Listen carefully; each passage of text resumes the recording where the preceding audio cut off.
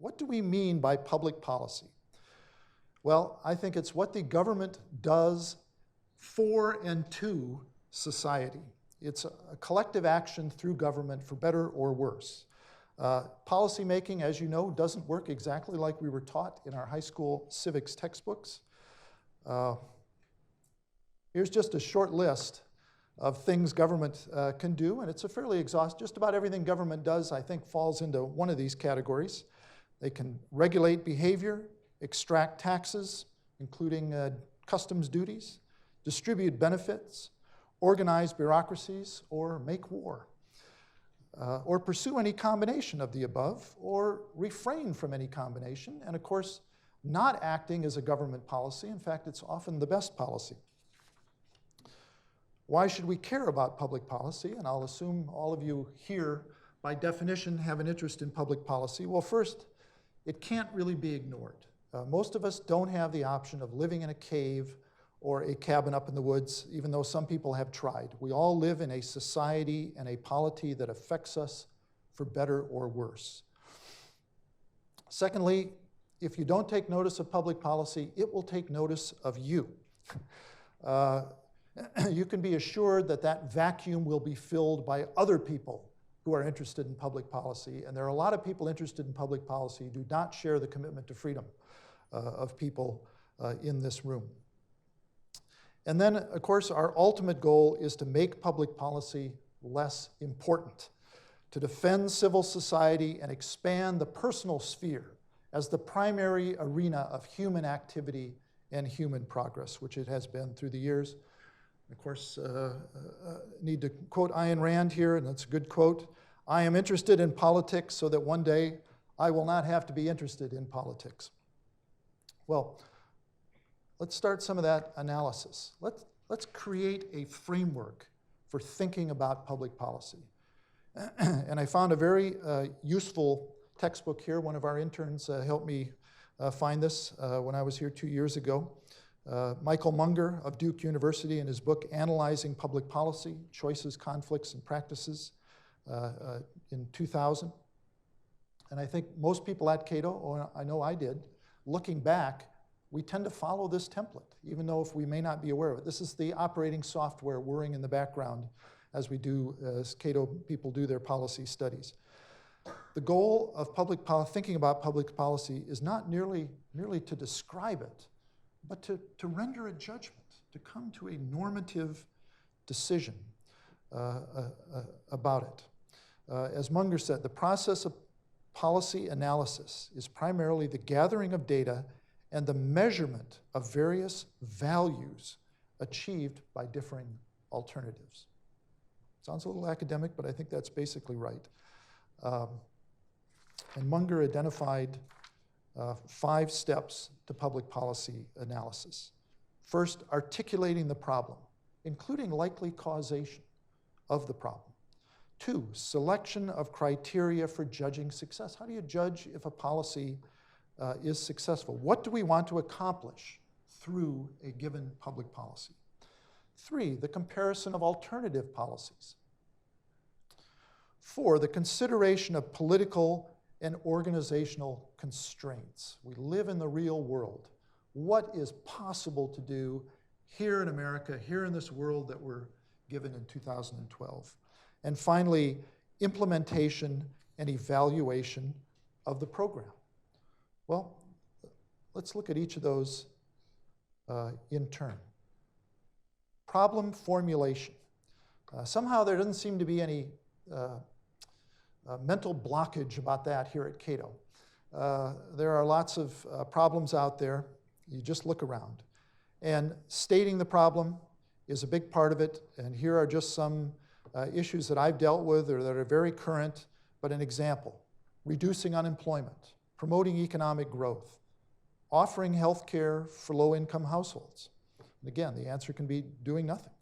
Reducing unfunded liabilities for government entitlement programs. One issue I wrestled with when I was here, addressing illegal immigration.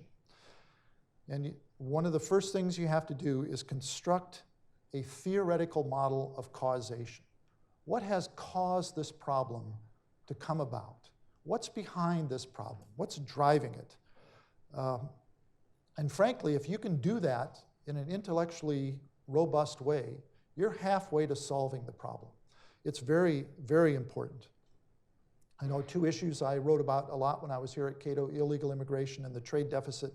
That was pretty much the way I started any comprehensive discussion of the subject. How did we get to the point where we have a $500 billion trade deficit, 11 million people here without documentation? Second, selection of criteria. What do we want to accomplish? And this is really about ends rather than means, ethical issues rather than purely analytical, or normative rather than positive judgments. Where do we want to be? What kind of policy, what kind of goals do we want to achieve with our policy? And what is our basis for judging and choosing? And here at Cato, in my years here, and I know it continues, they're pretty upfront about their basis for choosing. Individual liberty, free markets, limited government, peace among nations. Those are the North Stars that Cato policy is driving us towards.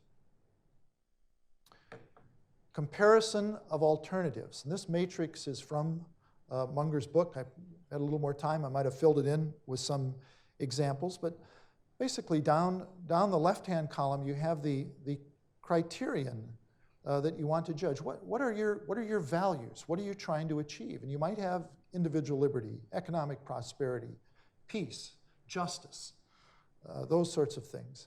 And then you have the alternative policies, and you have some sort of weighted system. You put more weight on freedom or equality, peace or justice, those sorts of things.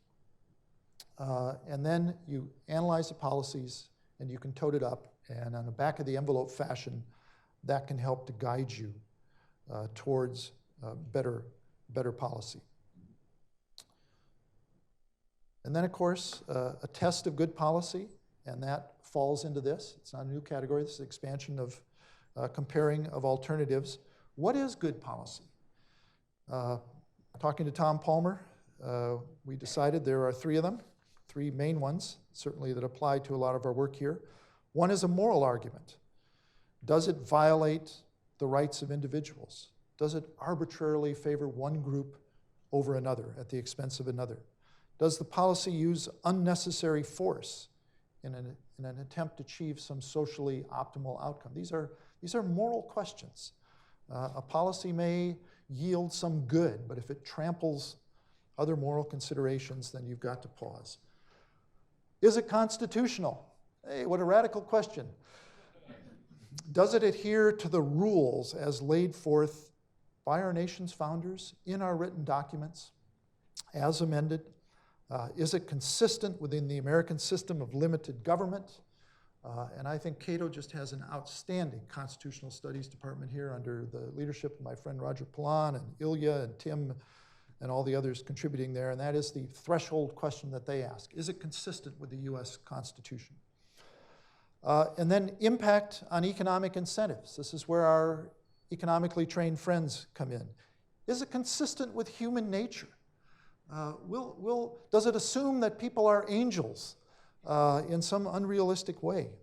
And the consequences may be either intended or unintended.